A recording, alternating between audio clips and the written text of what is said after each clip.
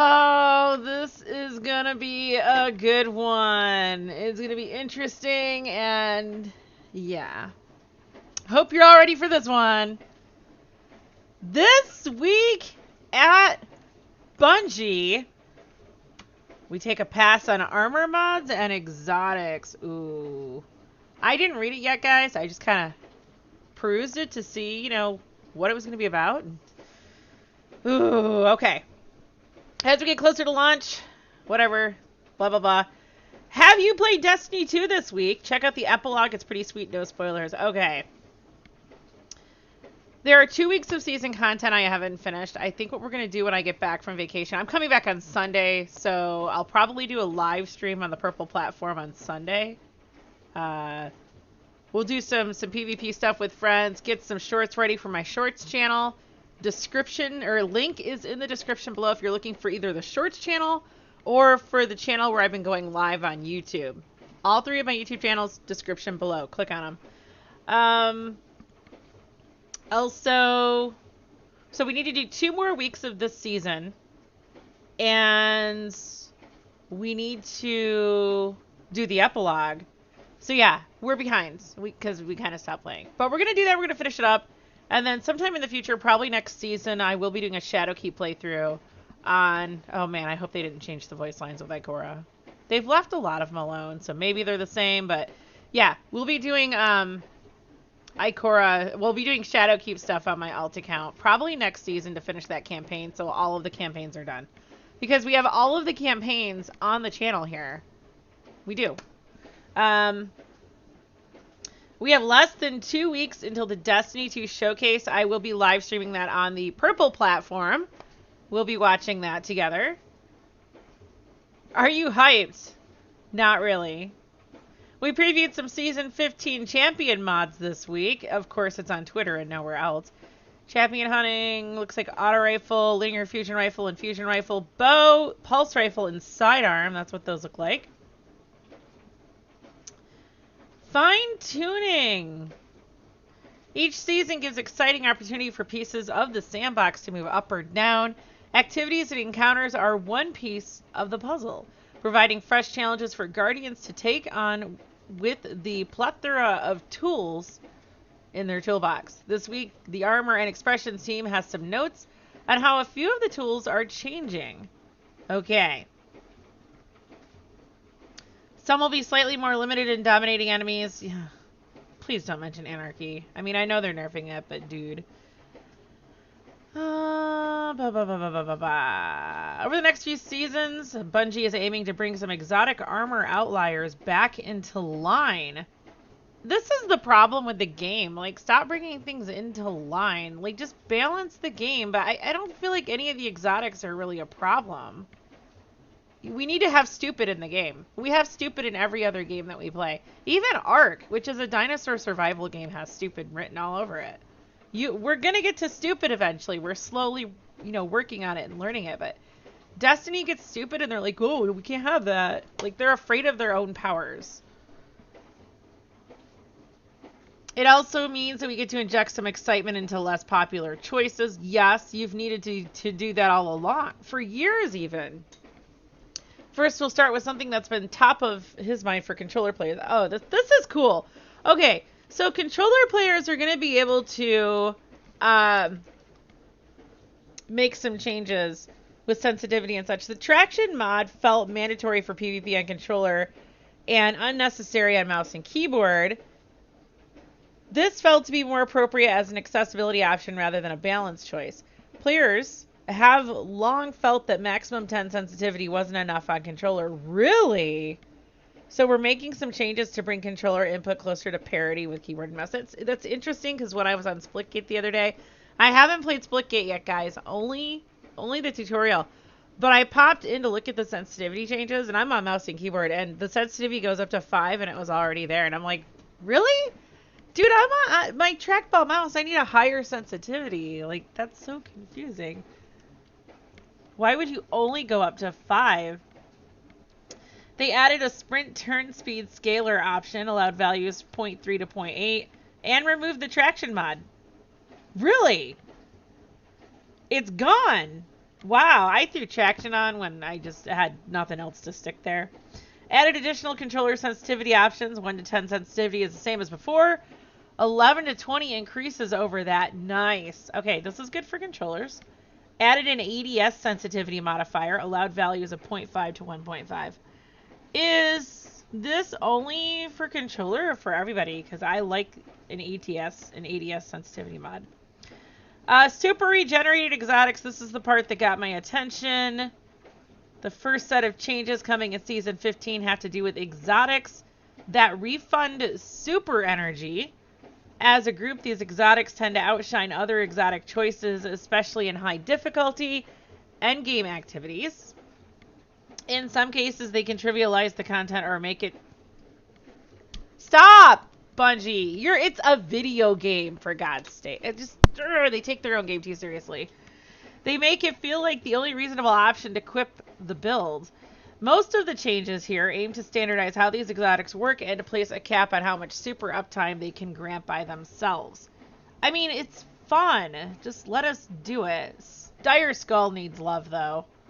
To offset these changes, some of the perks were reworked to be more generous. I kind of don't want to say it, but like, my favorite Warlock exotic is not on here. That which shall not be named for fear of cursing it into Bungie nerfdom. That is such an amazing exotic.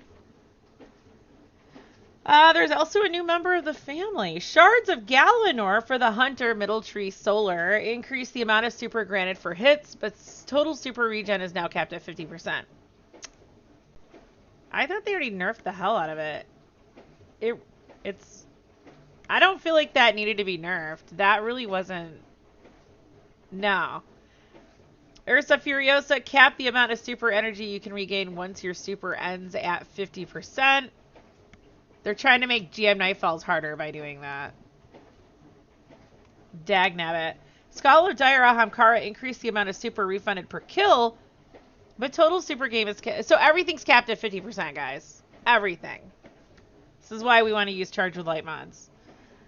Phoenix Protocol, cap the amount of super energy you can regain once your super ends at 50%. Storm Dancer's Brace, I've never used it. Now also refunds that's why, up to 50% of your super energy after your super ends, based on the number of kills. I believe that is the new exotic for Stormcaller that I saw no point in using because I used Crown of Tempest, which...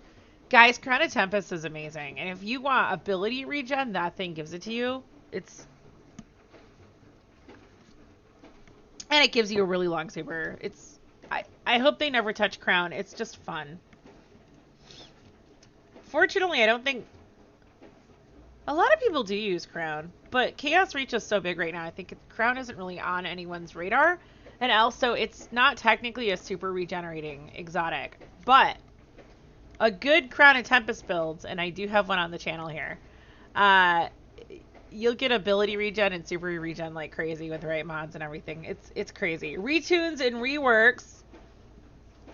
The next batch of changes is focused on injecting some more power and excitement into less popular choices. There are a few exotics that missed the boat this time that need extra special attention, like a pair of hunter boots, and a lot more that could benefit from a nudge or two. The Bombardiers, let's try again. The bomb now has a secondary effect based on your subclass type. Blind for arc, burn for solar, slow for stasis, suppress for weight. Guys, I have no idea what these do. I don't use them. I don't. Note the suppression will not affect a guardian in super. Graviton forfeit, increase the bonus invisibility duration. The melee regen speed now increases based on the number of enemies near you. And while you are visible, the recovery is greatly increased, and your weapons reload more quickly. Lucky Pants added intrinsic hand cannon holster mod, replaced previous functionality with the following. When you are ready, a fully loaded hand cannon that deals kinetic damage or damage matching your subclass energy type for a short time. So, yeah. So any primary hand cannon or any hand cannon matching, energy hand cannon matching your subclass. So like Sunshot with a Solar Warlock. Okay. with a solar hunter. For a short time, each hit against a combatant from that hand cannon increases the damage of the next shot. Okay. That could be fun for PvP. Note, no, Hawkmoon won't be able to one-shot a raid boss using these legs. Other hand cannons will get a fun edge in combat, though. So, I can already tell you, PvPers are going to be really angry with Lucky Pants Hunters if this really is worthwhile. What is a hand cannon holster mod? A new kind of mod that reloads stowed weapons. More on that below. Titan. Precious Scars. I've tried this. I hate it. I really had no reason to use it. Will now also create a burst of healing and bonus recovery around you whenever you kill an enemy with a weapon whose damage type matches your subclass type. Wait, Precious Scars is not the one. Icefall Mantle is the one that I had no reason to use. Remove the slower class ability recharge scaler. Warlock. Verity's Brow. I have stories about Verity's Brow. Change to trigger when you get a weapon kill that matches your subclass energy type. Increase grenade damage bonus to 20% per stack, up from 10%. The Stag grants damage reduction to allied guardians standing in your rift. Ooh, 25% against combatants, 15% against players. This is worthwhile. Prometheum Spur has that needed help. Oh, that needed help. Has additional functionality. While standing in a rift, solar weapon kills give you class ability energy. And when your class ability energy is full, solar weapon kills continue that energy and spawn a combination healing and powering rift at the target's location. Keep your eye open for other changes to come in the wake of these as well. Our goal for the next few seasons, especially following the launch of the Witch Queen, is to increase the variety of fun and powerful choices available to players in PvE and PvP alike. Finders, scavengers, and holsters. Oh my. We are also rolling out some changes to mods that affect the ammo economy. Running double ammo scavenger mods makes it too easy to have 100% uptime with special weapons in both PvP and PvE. The reason why they brought this up, guys, is because someone published putting double scavenger mods on your chest armor. Right? It's scavenger. On just any random piece of chest armor, popping it on, checking into a raid flag, and then putting your normal chest armor back on while keeping the ammo perks. So they're trying to prevent that. Reducing their effectiveness is a step towards addressing this. This totally doesn't need to be done. It doesn't. This is, again, part of why I've quit playing. They're prepared to revisit this depending on how it plays when it's out in the wild. They're also looking to improve Ammo Finder to make it a bit easier to earn special and heavy ammo. Yeah, dude. This last season, it's like they put, like, I noticed this season, ammo drops and strikes are terrible. It's like they have famine on. That's with a mod on. I would not get heavy ammo for the longest time. And I don't abuse it when I'm in a group. There's no need to. While introducing a new type of leg armor mod that reloads stowed weapons. Ammo find. Why? You don't know. Forget the leg armor mod. Make it an exotic. We have exotics. Just. Ammo finder. Now have an increased chance to spawn ammo on kills with primary weapons and further increased chance with exotic primaries. Scavenger. Multiple copies of scavenger mods of the same type no longer stack. Holster. This is a new type of leg armor mod that will gradually reload stowed weapons of the matching type over time. The following weapon types will have holster mods. Auto rifle, fusion rifle, grenade launcher, heavy, hand cannon, linear fusion rifle, machine gun, pulse rifle, scout rifle, shotgun, sidearm, submachine gun, sniper rifle, and trace rifle. Hand cannon excludes Ariana's Vow. That means auto-loading holster on a weapon is... I don't know.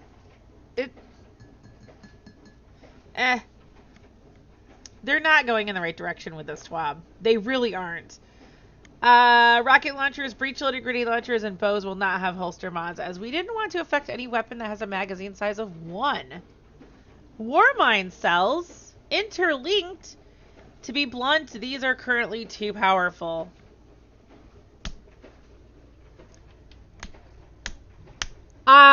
You guys are really solidifying. Like, I'm not buying Witch Queen. This isn't a surprise. Even at their introduction, we knew that they were very strong. That was the point. At the time they were created, they were only expected to last for about a year. Mind you, they're not incredibly strong for endgame content. Like, if you're going into, like, master law sectors, they make the law sectors doable. They don't need to be nerfed.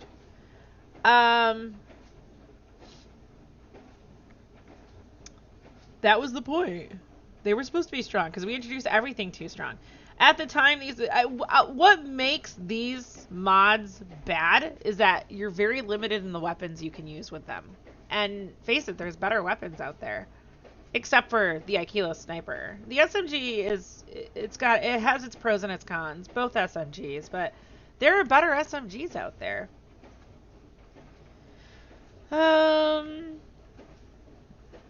And honestly, I don't use these as much as I use other mods. So no, they're really not OP. I think what they're trying to do is sunset these things out of the game by making them less useful. At the time these were created, they were only expected to last for about a year, so we could push the envelope on something cool and flavorful, knowing that they wouldn't be around breaking things forever with the force of Rasputin's explosive wrath. They would have a time to shine, but eventually leave and make room for the next exciting thing. Now that they are able to remain viable in endgame content indefinitely, we feel it's necessary to bring them down to be more in line with what the rest of the sandbox is capable of. If we didn't, it would cause ongoing problems for activity design and weapon rewards. Base Warmind cells reduce radius of the explosion effect of Warmind cells from 10 to 6 meters. That is so stupid. Especially since you can't really... That is so stupid. Reduce damage of the explosion of Warmind cells, previously 2 to 400, now 50 to 250. Also stupid. Global Reach, increase the mod cast of Global Reach to 3. Reduce the amount of radius increase from 20 to 10 meters. Cellular Suppression, reduce the duration of the suppressing effect when using Cellular Suppression, 3 seconds to 2 seconds. And Wrath of Rasputin, reduce bonus solar damage, previously 1 to 200, now 25 to 100. Elemental Wells. 2 Elemental Well mods are getting improvements in order to make them a more competitive choice when compared to other combat style mods. Elemental Armaments now has an increased chance to spawn an Elemental Well based on the tier of the enemy defeated, and Font of Might's base duration has been increased to 10 seconds, and increased the damage bonus provided from 10 to 25%. Yeah, Elemental Wells are... They don't spawn enough. They really don't. And there you have it. With abilities and armor down, we have one sandbox topic left to cover. Weapons. We'll see you again next week for our final Season 15 check. Fit for an Iron Lord. Last season, Lord Saladin brought some fresh weapons to the fold for Guardians to earn in the Iron Banner. Reese Walker packed a punch in the Crucible, and Archon's Thunder could go on a rampage in PvE. Next season, 2 new weapons will make their appearance. The Forge's Pledge Pulse Rifle, and a Peace Bond Sidearm. Each available through vendor packages, bounties, match rewards, and a seasonal Iron Banner quest. But that's not all. It's been some time since Saladin brought a fresh set of armor to earn. Pulled from the depths of forgotten seas, these pieces worn by warriors of the past are ready for battle once more. Introducing the Iron Forerunner set. That is pretty in the picture. I'm really picking up on how things translate to game. I think some of the stuff is not necessarily going to look good. I'm looking at all like the tan stuff. Those might be just bad icky textures. But the concept art looks amazing. Starting next season, we'll be introducing the Iron Lord's Pride intrinsic perk throughout this set, or through this set. Wearing a piece of this armor grants a small chance of an enhancement prism dropping at the end of an Iron Banner match. Each additional piece worn increases the chance, capping out at 4 pieces total. Defeat your foes with a fury of an Iron Forge. Show no mercy. In just a few weeks, you can begin to collect all these new rewards. Stay tuned for announcements. Prime Rewards Fireworks Bundle. The Destiny 2 Showcase is coming on August 24th, but for Prime Gaming members, we have a few goodies to tide you over before then. We've got some holographic fireworks, just in case you feel like emoting in the tower once the show is over. Okay, there's also an exotic sparrow offering an explosive contrail for speed, but sadly, it does not include a time travel ability to get you closer to the showcase. I have that. I think I have that. I think I have... I might not have the fireworks. So you get the fireworks emote exotic, Fastlane exotic ghost shell, vanishing point. I do have that exotic sparrow. And the Vor Pile 8 legendary ship. So guys, let me get you the link for that. Let me see if I can remember I have to open up my chat bot. We might not have access to it. Come on, chat bot, load. Where are you?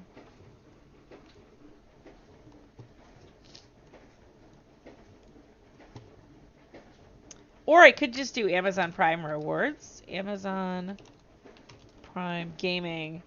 This is the easy way. This link in chat takes you directly to the Destiny to Amazon Prime loot page.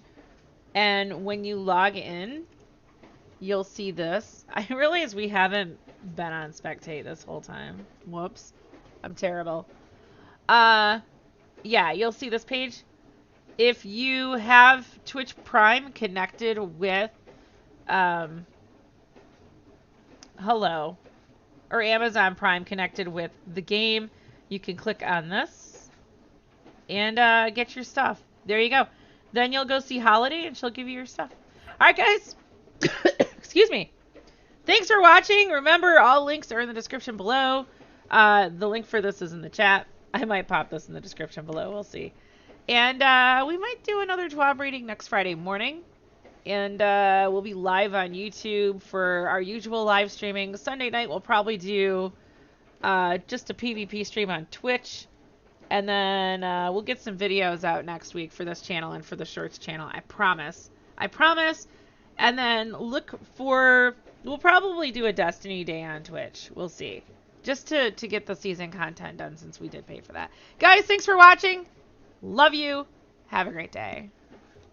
If you'd like to support this channel, liking and commenting on the videos tells YouTube to share these videos with others who may find them useful. If you'd like to provide monetary support to help keep this channel up and running, visit my locals and Subscribe Star communities.